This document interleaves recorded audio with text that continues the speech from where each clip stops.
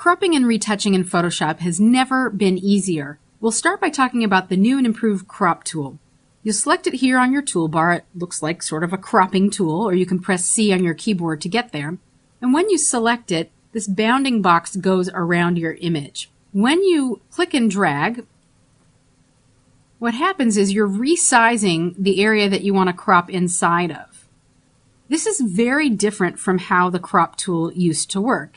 In fact, some people aren't ready to make the transition, and if you wanted to, you could go back to classic mode, clicking this little spoked icon here at the top and choosing classic mode. So let me show you how this works, and then we'll show you the new way, and hopefully this will convince you that the new way is much, much better. So in classic mode, what you would have to do, click and drag to create a bounding area around your selection, and that would set the size for the crop. You could reposition it just by clicking and dragging on the inside of it. And when you had it the way you wanted to, you would just click the check mark or hit enter and return. What's different about a regular mode is that when you click and drag, you're actually reorienting the image behind. And this gives you a little more control, I think, about how and where you'd like to crop the image. So I might want to crop right along that pink pole, but include some of the chairs and the details in the background here, like so, dragging a little bit downwards. Now, while you're making your crop adjustments, there are some options on the options bar at the top of the screen that I'd like you to pay attention to. The first one is whether or not you're going to constrain your crop to a particular dimension. Unconstrained gives you full control over all four sides of your crop area. You could also choose original ratio, which would maintain the aspect ratio of your original document. So while you're cropping, you're constraining to that shape. You could also choose a 1x1 square or, 2x3, 4x6 orientation kind of a thing. Or you can create and save a preset for a particular size. Let's go back to unconstrained, and we'll put the cropping the way I had it before.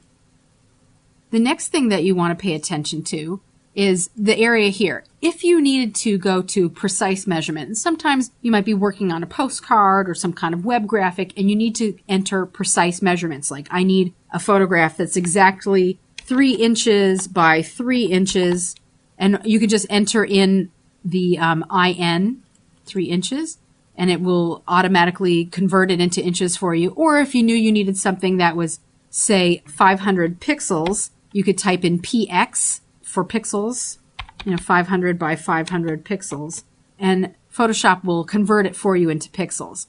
If you leave the area blank, then you can go back to an unconstrained cropping. The next button will allow you to rotate the crop between portrait and landscape. So that's just a quick toggle button. And then the next one will allow you to straighten your image if your image was shot sort of at an angle by drawing a line on it. So you'll click it first, and then you can click and drag a line. So maybe I'll go like this angle like this, and then it's going to crop based on that angle. I'm going to undo with a keyboard shortcut.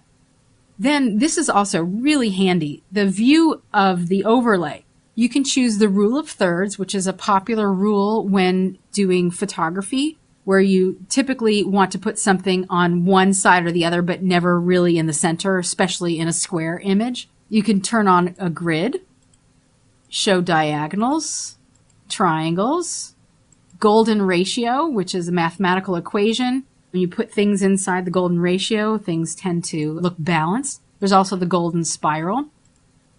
And you can say whether or not you want to show the overlay, auto show, never show, or cycle through it.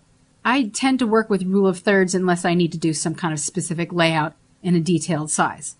When you have your crop the way you want it to be, you can click this enter button or enter return on your keyboard, or this button up at the top of the screen. This would be to cancel. You could also hit escape.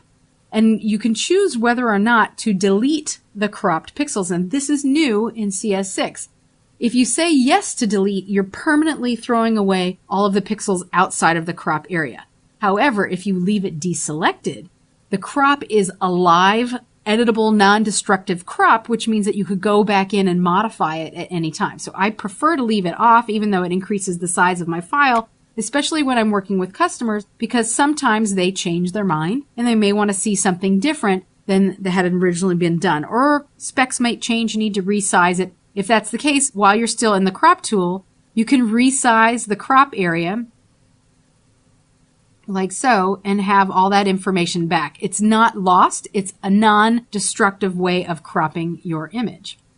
Once you have the crop the way that you want it, then you can start to clean up the image. There are a few sets of tools, and we're just going to briefly touch on them.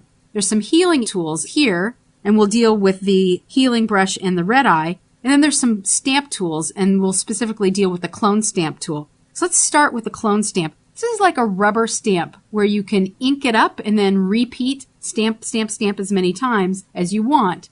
What's really cool about this, however, is that you can sample areas and paint with those areas. So it would be like inking and stamping, and you could change the picture on the stamp as many times as you want. So I'm going to zoom in because I would love to clean up the pizza all over this kid's shirt. And grabbing the clone stamp tool, you need to do a sampling before you paint or stamp with this tool. So the first thing you would do is set the size of the brush and set whether or not the brush has a hard or soft edge. And I'm going to leave it with a soft edge here. And then I want to copy this area and paint with that area on this part right here. To sample, you hold down your Alt or Option key, which turns your brush into a target.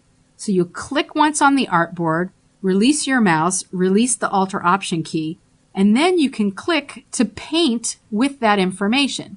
Notice that as I click, you'll see that plus sign to the left. That shows you the sample or source area relative to the painting area. Now, as I get up here, I might want to resample. So if I resample from here and then shift over to the right, I can cover up the area that was there before. Now I might want to resample from over here, and that's the wrong angle. So maybe resampling here and then bringing it down like that.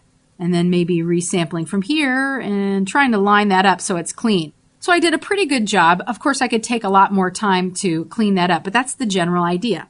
You'll always hold down your Alt or Option key to sample and then click, or you could even click and drag, honestly, to paint. So if I wanted to do a larger sampling like this, then I could just bring it right on top and there's like a little bit of a ghosted image and just clicking once. You could also click and drag, like I say, but I would probably, for the best job, keep my sampling area fairly small so I can line it up nice and neatly and just go a little bit at a time until I have it all cleaned up. So that's working with the clone stamp. Now, as far as cleaning up the face, you might want to use some of the healing brushes over here.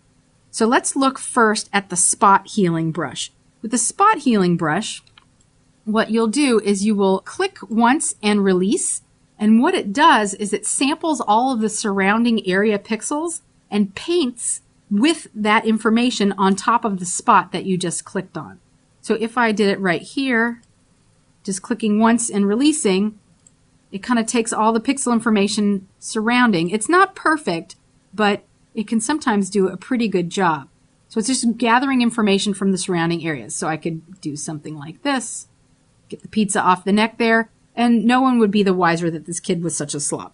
Now, another brush is the healing brush, which is different from the spot healing brush. With the healing brush, you do need to sample and then paint.